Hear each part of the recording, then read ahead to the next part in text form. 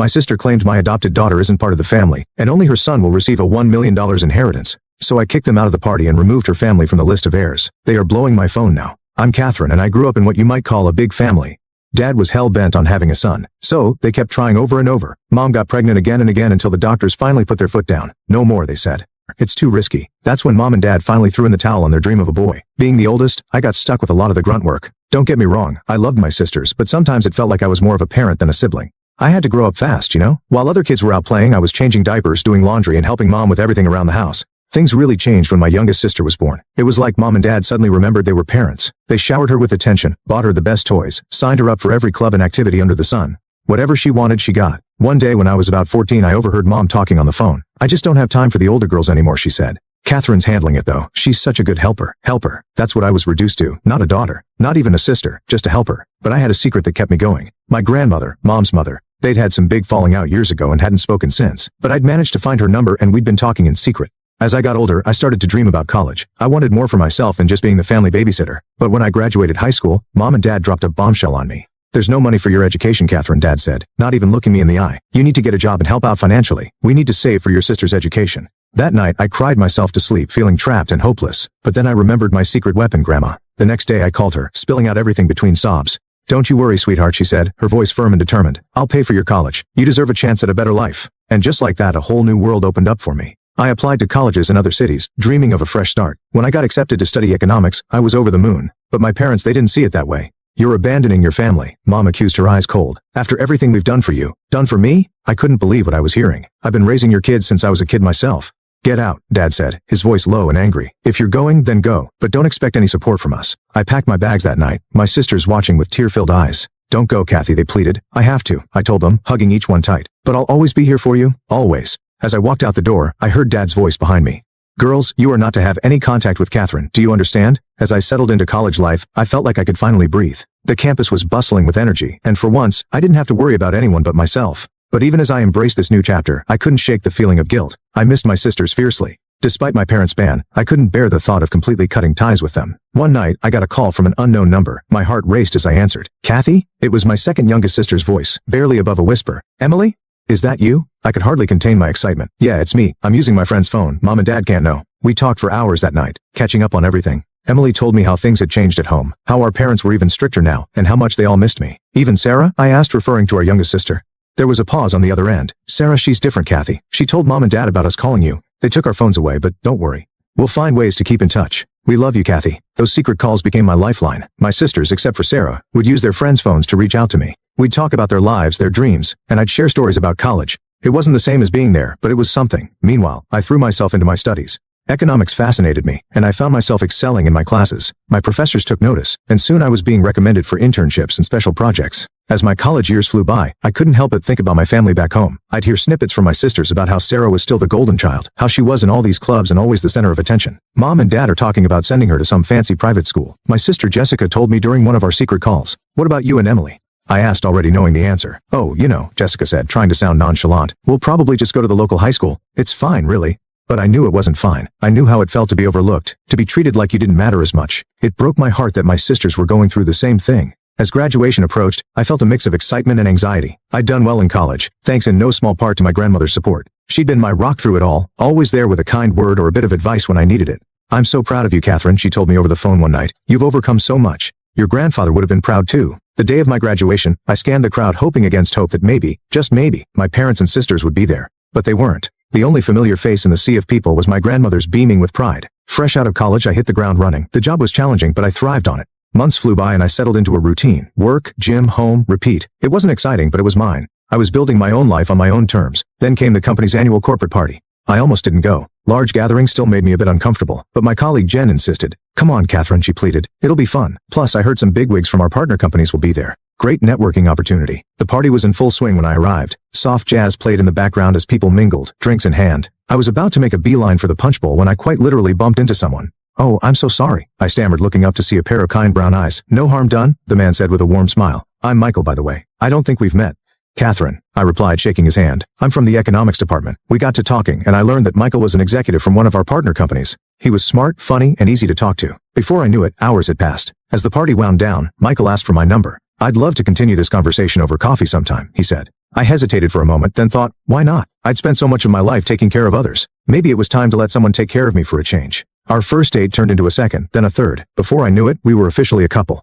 My sister claimed my adopted daughter isn't part of the family, and only her son will receive a $1 million inheritance. So I kicked them out of the party and removed her family from the list of heirs. They are blowing my phone now. Michael was everything I'd never known I wanted, kind, supportive, and he actually listened when I talked. A year later, he proposed to me. As we started planning the wedding, I faced a dilemma. Should I invite my family? Despite everything, they were still my parents, my sisters. After much thought, I sent the invitations. To my parents, to all my sisters, even Sarah. I also sent one to my grandmother, the one person who had always been there for me. Weeks passed and I heard nothing from my parents or sisters. Then one day, I got a call from Emily. Kathy, she said, her voice trembling. We got your invitation. Mom and Dad, they won't let us come. They won't even let us send you a card. I'm so sorry. The day of the wedding arrived. As I stood in front of the mirror in my white dress, I felt a mix of joy and sadness. My grandmother walked in, her eyes shining with tears. Oh, Catherine, she said, hugging me tight. You look beautiful. I'm so proud of you. As I walked down the aisle towards Michael, I saw the faces of our friends, his family, and my grandmother. My family wasn't there, but I realized something important. Family isn't always about blood. It's about love, support, and acceptance. The years after our wedding flew by in a whirlwind of love, laughter, and shared dreams.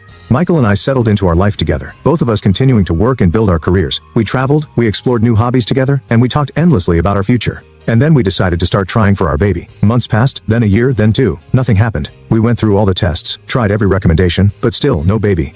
It was heartbreaking. The next few years were a roller coaster of hope and disappointment. We went through treatment after treatment, each failure hitting us harder than the last. One day, after another failed round of IVF, I broke down. Maybe we're not meant to be parents. I sobbed into Michael's chest. He held me tight, stroking my hair. Hey, look at me, he said gently. We're going to be parents. Maybe not in the way we originally thought, but we will be. What do you think about adoption? A child is a child, Catherine.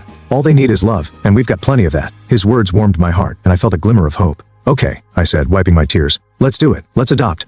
The adoption process was long and often frustrating. There were so many forms to fill out, interviews to go through, home studies to pass, but we persevered, driven by our desire to give a child a loving home. Finally, after what felt like an eternity, we got the call. The day we met Lily was one I'll never forget. She was tiny with big brown eyes and skin darker than ours.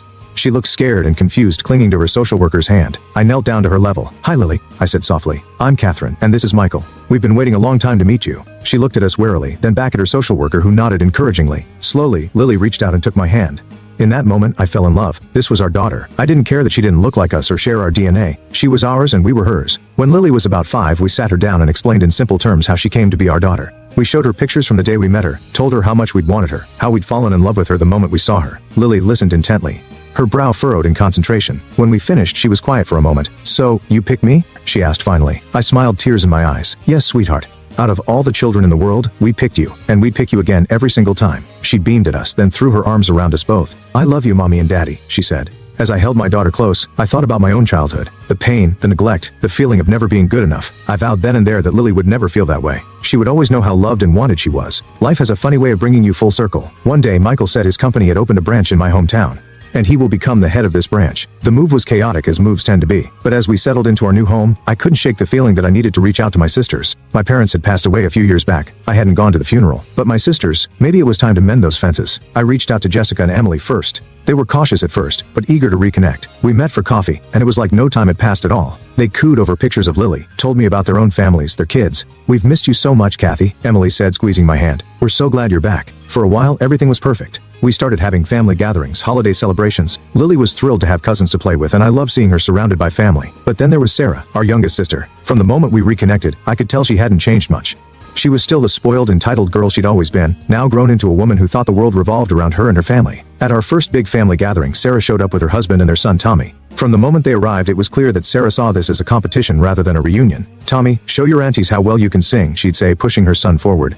He's taking lessons, you know. The teacher says he's a prodigy. As the party went on, I noticed Lily hanging back, looking uncomfortable. She approached Tommy, holding out a piece of candy. Want to share? She asked shyly. Before Tommy could respond, Sarah swooped in. Tommy, don't take that, she screeched. Throw it away. Her hands are dirty. I was across the room in an instant. Sarah, what are you talking about? Lily's hands are clean. But Sarah just glared at me, then at Lily. Well, you never know with her kind, she said, her voice dripping with disdain.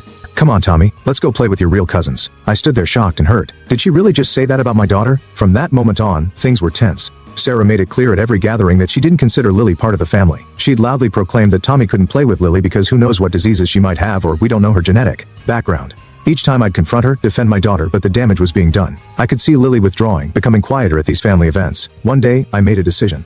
I wouldn't force Lily to attend these gatherings anymore. I started declining invitations, making excuses. Jessica and Emily understood, even though they were disappointed.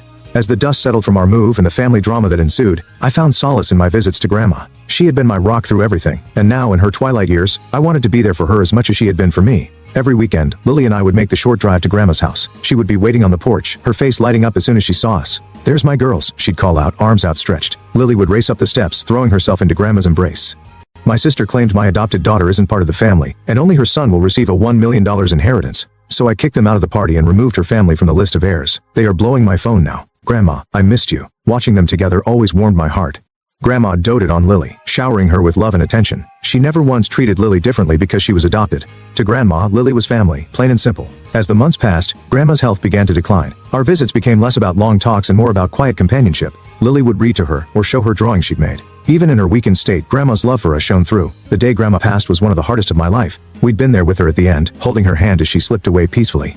Lily, wise beyond her years, had climbed onto the bed and curled up next to her great-grandmother. "It's okay, Grandma," she'd whispered. "You can rest now. We love you." In the days that followed, as we dealt with our grief and the logistics that come with losing a loved one, we received some unexpected news. Grandma's lawyer called asking us to come to his office. "Your grandmother left a will," he explained when we arrived. And, well, you might want to sit down for this. What he told us next left me speechless. Grandma had left everything to me and Lily. The house, several cars, and over $1 million.